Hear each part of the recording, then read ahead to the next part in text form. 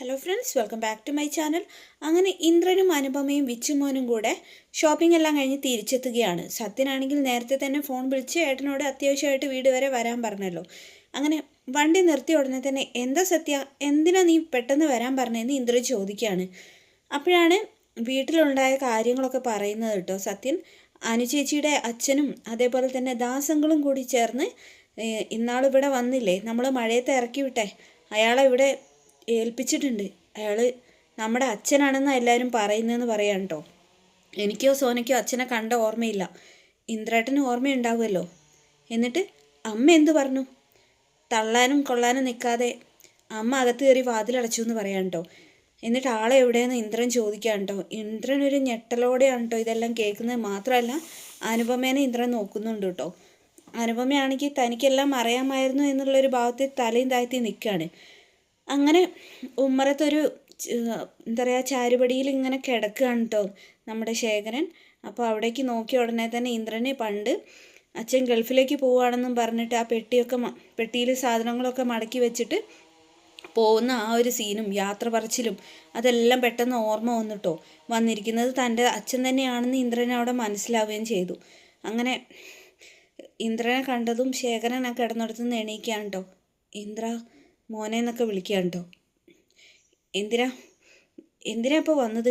നിങ്ങൾ വീണ്ടും മടങ്ങി വരുന്ന് ഞങ്ങളാരും വിചാരിച്ചിരുന്നില്ല എന്ന് പറയാം കേട്ടോ.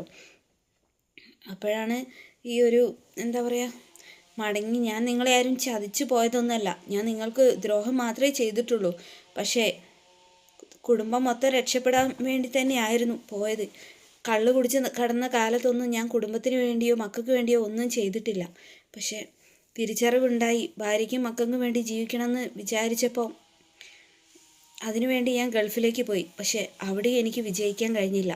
അവിടെ എനിക്ക് കിട്ടിയത് ജയിൽവാസവും നരകയാതനയും മാത്രമായിരുന്നു മക്കളെ എന്ന് പറയാം കേട്ടോ. അച്ഛൻ പറയുന്ന കേട്ട് മക്കൾക്ക് ആർക്കും തന്നെ ഒരു ദയൊന്നും തോന്നില്ല കേട്ടോ. അവരിങ്ങനെ കേട്ടിരുന്നു എന്നേ ഉള്ളൂ.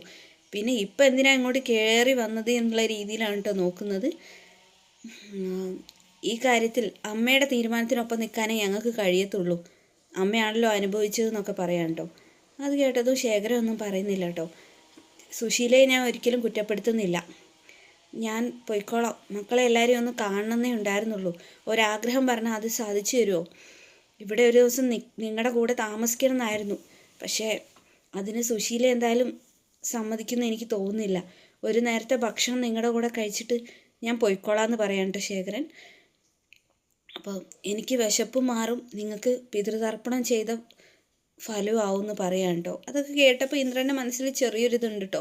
അനുപമയ്ക്ക് ആകെ ഒരു ടെൻഷനുണ്ട് കേട്ടോ. അനുപമയും ശ്യാമും മാത്രമാണ് ഒരു ദയോടെ ആ മനുഷ്യനെ നോക്കുന്നത് കേട്ടോ. അങ്ങനെ ശരി, ഭക്ഷണം കഴിച്ച ഉടനെ പോകണമെന്ന് പറഞ്ഞിട്ട് സോനെ ഭക്ഷണം എടുത്ത് വെക്ക്, നമുക്ക് ഒരുമിച്ച് കഴിക്കാമെന്ന് പറയാം കേട്ടോ.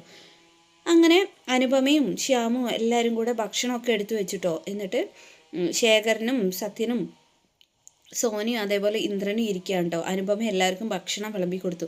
നിങ്ങളും ഇരിക്കും മക്കളെ എന്ന് നമ്മുടെ ശേഖരൻ പറയാൻ കേട്ടോ. അത് കേട്ടതും അനുപമ പറഞ്ഞു, ഇല്ല അച്ഛാ, നിങ്ങൾ കഴിക്കി, മക്കളുടെ കൂടെ ഇരുന്ന് ആഹാരം കഴിക്കണം എന്നല്ലേ അച്ഛൻ ആഗ്രഹിച്ചത്. മക്കള്, നിങ്ങളും എനിക്ക് മക്കളെ പോലെ തന്നെയല്ലേ. ഞാൻ തിരിച്ചെത്തിയപ്പം ആരും ഇതുവരെ എന്നെ അച്ഛാന്ന് വിളിച്ചില്ല. അനുമോള എന്നെ ആദ്യമായിട്ട് അച്ഛാന്ന് വിളിച്ചത്. ഈ വീട്ടിലേക്ക് എന്നെ കയറ്റി ഇരുത്തിയത് ശ്യാമോനുമാണ് എന്നൊക്കെ പറയാൻ കേട്ടോ. അത് കേട്ടത് ഇന്ദ്രൻ പറഞ്ഞു, ഒരു നേരത്തെ ഭക്ഷണം കഴിച്ച് നിങ്ങൾക്ക് എന്താ കഴിക്കണം എന്ന് ആഗ്രഹം പറഞ്ഞുകൊണ്ടാണ് ഞങ്ങൾ ഇരുന്നത്, അല്ലാതെ ഞങ്ങളെ മക്കളെ കുറ്റം പറയാൻ വേണ്ടിയിട്ടല്ല എന്ന് പറയാം കേട്ടോ. ഞാനിനി ഒന്നും പറയുന്നില്ല ഇന്ദ്ര എന്ന് പറഞ്ഞിട്ട് ശേഖരൻ അവിടെ ഇരിക്കുകയാണ് കേട്ടോ. പെട്ടെന്ന് ഭക്ഷണം കഴിച്ചിട്ട് പോകണമെന്ന് സത്യനും പറഞ്ഞിട്ടോ. അങ്ങനെ ശേഖരൻ ഇതൊക്കെ കേട്ടതും അമ്മ ഇറങ്ങി വരുന്നതിന് മുന്നേ കഴിച്ച് പോകുന്നതായി നല്ലത്, ഇല്ലെങ്കിലേ ഇതിൻ്റെ ദേഷ്യമൊക്കെ അമ്മ ഞങ്ങളോടായിരിക്കും തീർക്കാമെന്ന് സോനേൻ്റെ വകയും പറഞ്ഞ്. എല്ലാം കൂടി ആയപ്പോൾ ശേഖരൻ പെട്ടെന്ന് ആ ഭക്ഷണം എടുത്ത് വായിലിട്ടായിരുന്നു. അപ്പോഴേക്ക് തരുപ്പിൽ പോയിട്ടോ ശേഖരന്. അത് കണ്ട് അനുപമ പുറത്ത് ഒഴിഞ്ഞു കൊടുക്കുകയും വെള്ളം കുടിക്കുന്നൊക്കെ പറഞ്ഞ് വെള്ളം കൊടുക്കുകയൊക്കെ ചെയ്തിട്ടോ. അതിനുശേഷം അനുപമ എല്ലാവരോടും കൂടിയായിട്ട് പറഞ്ഞ്, ഒരാൾക്ക് ഭക്ഷണം കൊടുത്താലേ അത് കഴിക്കാനുള്ളൊരു സമയം കൂടി കൊടുക്കണം എന്ന് പറയാം കേട്ടോ. അപ്പോൾ എല്ലാവരും പിന്നെ ഒന്നും പറയാതെ അച്ഛൻ പതിയെ കഴിച്ചാൽ മതി എന്നൊക്കെ അനുപമ പറഞ്ഞു കേട്ടോ. അങ്ങനെ കഴിച്ചുകൊണ്ടിരിക്കുകയാണ്. ഈ സമയത്താണ് നമ്മുടെ സുശീല കതകും തുറന്ന് പുറത്തേക്ക് വരുന്നത്. അപ്പോൾ കാണുന്നത് അച്ഛനും മക്കളും കൂടി ഭക്ഷണം കഴിക്കുന്നതാണല്ലോ. സുശീലയെ കണ്ടപ്പോൾ തന്നെ അനുപമയ്ക്ക് ആകെ ടെൻഷനാവുന്നുണ്ട് കേട്ടോ. ഓഹോ, നിങ്ങൾ മക്കളുടെ സൽക്കാരമൊക്കെ സ്വീകരിച്ച് ഇവിടെ ഭക്ഷണം വെട്ടി വിഴുങ്ങിക്കൊണ്ടിരിക്കുകയാണല്ലേ, നിങ്ങൾക്ക് നാണം ഉണ്ടോയെന്നൊക്കെ ചോദിച്ചിട്ട് ശേഖരനെ അധിക്ഷേപിക്കുകയാണ് കേട്ടോ. ശേഖരനാണെങ്കിൽ മറുത്തൊന്നും പറയുന്നില്ല കേട്ടോ. അങ്ങനെ എന്താടാ നിങ്ങളൊക്കെ ഇയാളെ സ്വീകരിക്കാൻ തീരുമാനിച്ചോ എന്നൊക്കെ സുശീല ചോദിക്കാം കേട്ടോ. ഈ ഒരു കാര്യത്തിൽ അമ്മേൻ്റെ തീരുമാനം തന്നെയാണ് വലുത്. അമ്മേൻ്റെ കൂടെ നിൽക്കാനാണ് ഞങ്ങൾ തീരുമാനിച്ചിരിക്കുന്നതെന്ന് സത്യനും അതേപോലെ തന്നെ ഇന്ദ്രനും ഒക്കെ പറയാം കേട്ടോ. അത് കേട്ടപ്പോൾ സുശീലയ്ക്ക് സമാധാനമായിട്ടോ. ഭക്ഷണം ഒരു നേരം ഭക്ഷണം ഞങ്ങളുടെ കൂടെ ഇരുന്ന് കഴിക്കണം എന്ന് ആഗ്രഹം പറഞ്ഞു. അത് കഴിഞ്ഞിട്ട് പൊക്കോളെന്ന് ഇന്ദ്രൻ പറയാം കേട്ടോ. പോകുന്നോ? എവിടെ പോകാനടാ? ഈ ഭൂമി മലയാളത്തിൽ ഇയാൾക്ക് പോകാൻ വേറെ സ്ഥലമുണ്ടോ? മാത്രമല്ല ഇനി അങ്ങനെ പോയാൽ തന്നെ നാട്ടുകാരും അറിയും സുശീലയും മക്കളും കൂടി ആ മനുഷ്യനെ ഇറക്കി വിട്ടുന്ന്. നാണക്കേടാവും. പുറത്തെ ഒരു ചായവുണ്ട്, അവിടെ ഒതുങ്ങി കഴിഞ്ഞോണം നിങ്ങൾ. 3 നേരം ഭക്ഷണം അവിടെ കൊണ്ടുതരും. പുറത്തൊരു ബാത്റൂമുണ്ട്, അവിടെ നിങ്ങൾക്ക് എങ്ങനെ വേണേലും ജീവിക്കാം. ഈ പടി കടന്ന് ഈ വീടിൻ്റെ ഉള്ളിലേക്ക് കയറി പോവരുത്. അങ്ങനെ ഒരു താക്കീത് കൊടുക്കുകയാണ് കേട്ടോ. അങ്ങനെ ഒരു താക്കീതും കൊടുത്തിട്ട് എന്താ പറയുക, ഇതെൻ്റെ വീടാണ്, ഇവിടെ ഞാൻ പറയുന്നതേ നടക്കും എന്നൊക്കെ പറഞ്ഞിട്ട് ഈ ശേഖരൻ കഴിച്ചുകൊണ്ടിരിക്കുന്ന ആ ഭക്ഷണം അങ്ങ് തട്ടിത്തെറിപ്പിക്കുക കേട്ടോ. അതാണെങ്കിലും പ്ലേറ്റോടെ വീണങ്ങ് പൊട്ടിപ്പോവുകയും ചെയ്യുകയാണ്. അത് കണ്ടപ്പോൾ എല്ലാവർക്കും ഒരു വിഷമമൊക്കെ തോന്നിയിട്ടോ. പക്ഷേ എല്ലാവരും എഴുന്നേറ്റ് എന്നല്ലാതെ സുശീലയെ ആരും കുറ്റം പറയാനൊന്നും പോയില്ല കേട്ടോ. അങ്ങനെ ശേഖരൻ നിറ കണ്ണുകളോടെ അവിടെ നിന്ന് എഴുന്നേറ്റിട്ട് എന്താ പറയുക പുറത്തേക്ക് പോവുകയാണ് കേട്ടോ. ഈ സമയത്ത് മക്കളെല്ലാവരും എണീറ്റ് മക്കളും പോയി കഴിഞ്ഞിട്ടോ. സുശീലയാണെങ്കിൽ ദേഷ്യത്തോടെ റൂമിൽ കയറിയിട്ട് കതക് അടച്ചിരിക്കുകയാണ് കേട്ടോ. ഈ ഹർഷ പറഞ്ഞത് കാരണമാണ് ഇയാളെ ഇവിടെ കയറ്റി താമസിപ്പിച്ചത്. ഇതിനിപ്പോൾ വലിയ പുലിവാലായിരിക്കുമോ?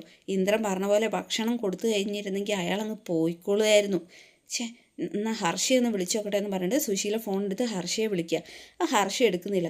അല്ലെങ്കിൽ ഒരു ആവശ്യത്തിന് വിളിച്ചാൽ ഇവളെ എടുക്കത്തില്ല. ഈശ്വര, ഇത് അബദ്ധമായി പോയെന്നൊക്കെ ഓർത്ത് സുശീല ആകെ ടെൻഷനാവുകയാണ് കേട്ടോ. അങ്ങനെ അനുപമയാണെങ്കിലും ആകെ സങ്കടമായി. ആ വെതറി കിടക്കുന്ന ചോറ് വറ്റുകളൊക്കെ ക്ലീൻ ചെയ്യുകയാണ് കേട്ടോ. അങ്ങനെ ശേഖരനാണെങ്കിലോ ആകെ സങ്കടമായി. അങ്ങനെ പിന്നീട് ഇവർ മക്കളെല്ലാവരും കൂടി സോനയും സുശീലേൻ്റെ അടുത്തേക്ക് ചെന്നിരുന്നു കേട്ടോ. അമ്മ വന്നൊന്ന് ഭക്ഷണം കഴിക്കുക, എന്നിട്ട് വേണം എനിക്ക് അവിടെയൊക്കെ ഒന്ന് ക്ലീൻ ചെയ്യാമെന്ന് സോന പറയാം കേട്ടോ. ഭക്ഷണം കഴിക്കണം, എനിക്ക് ഭക്ഷണമൊന്നും കഴിക്കാനുള്ള ഒരു മൂഡും ഇല്ല എന്ന് പറയാം കേട്ടോ. അങ്ങനെ സോന പോകാൻ നേരത്തെ സോന അവിടെ നിൽക്കുന്നു പറയാം കേട്ടോ.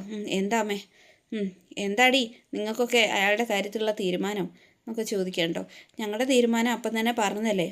എന്തായാലും നിങ്ങൾ മക്കൾ ഈ ഒരു കാര്യത്തിൽ എൻ്റെ കൂടെ നിന്നല്ലോ. അതില്ല, എനിക്ക് സന്തോഷമുണ്ടെന്ന് സുശീല പറയാം കേട്ടോ. അതൊക്കെ ശരി തന്നെ, പക്ഷേ ഭക്ഷണം കഴിക്കുന്നിടത്തു നിന്ന് അത് ചെയ്തത് ശരിയായില്ല അമ്മേ. ഭക്ഷണം കഴിച്ചിട്ട് പോകുമായിരുന്നില്ലേ? എനിക്ക് അയാളോട് അതൊക്കെ ചെയ്യാനുള്ള അധികാരം ഉണ്ടടി. അയാൾ കള്ള് കുടിച്ച് നടന്നിങ്ങാട്ടെ വരുന്ന സമയത്ത് ഞാൻ ഉണ്ടാക്കി വെച്ച് ഞാൻ കഴിക്കുന്ന ഭക്ഷണത്തിലെ മണ്ണ് വാരിയിട്ട മനുഷ്യനായ അയാളെന്നൊക്കെ പറയാം കേട്ടോ. അതിലൊക്കെ കേട്ട് സോന ഇങ്ങനെ അസ്വസ്ഥയായി നിൽക്കുക.